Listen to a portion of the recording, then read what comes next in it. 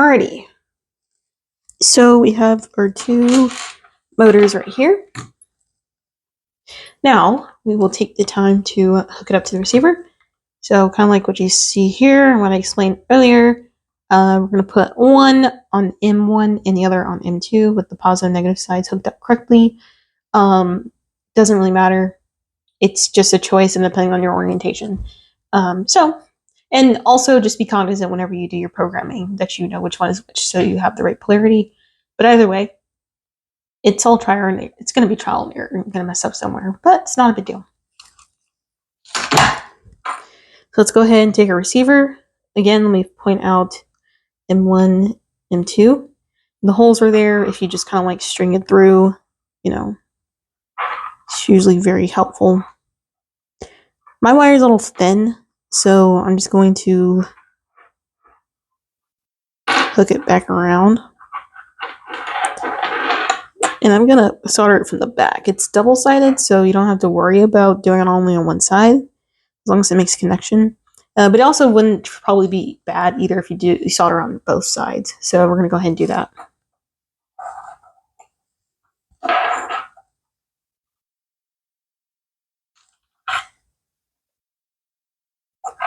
So this one is going to be in one.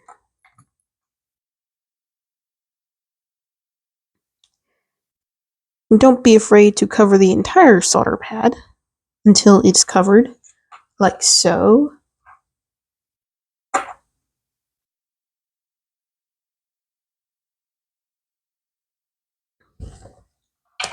And then we'll take it to the other side just to make sure the connection's made and do the same.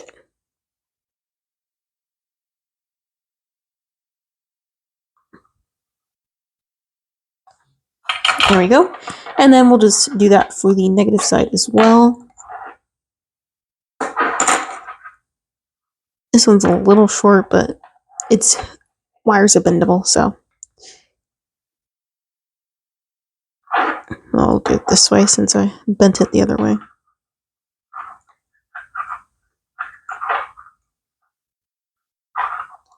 This wire's a little harder to bend.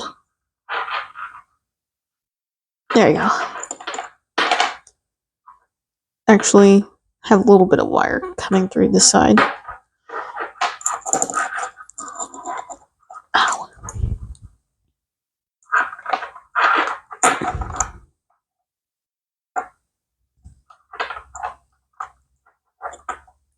It wants to bend that way, so I'm going to flip it over. There you go.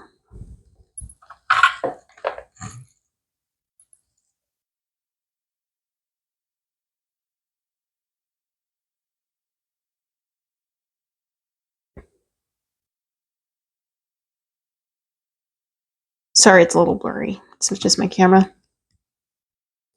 You can see M1 negative here. I'm about to solder.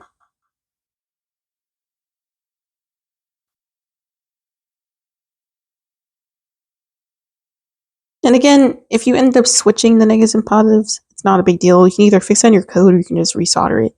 But you'll be able to tell. Don't worry. There's always a way to fix something.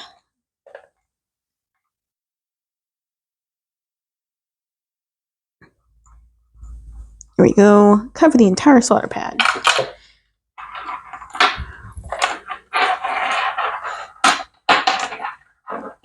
And now for the other one.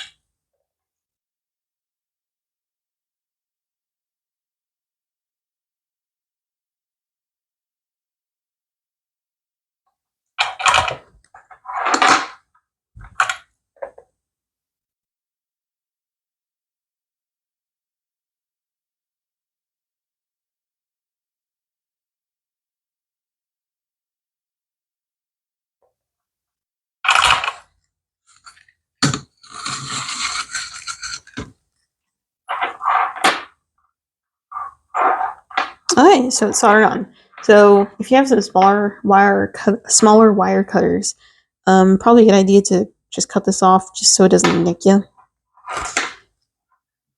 And so that's what we got. So yours might not be as stiff as mine. My wires have different gauges, so it's going to have a different flexibility.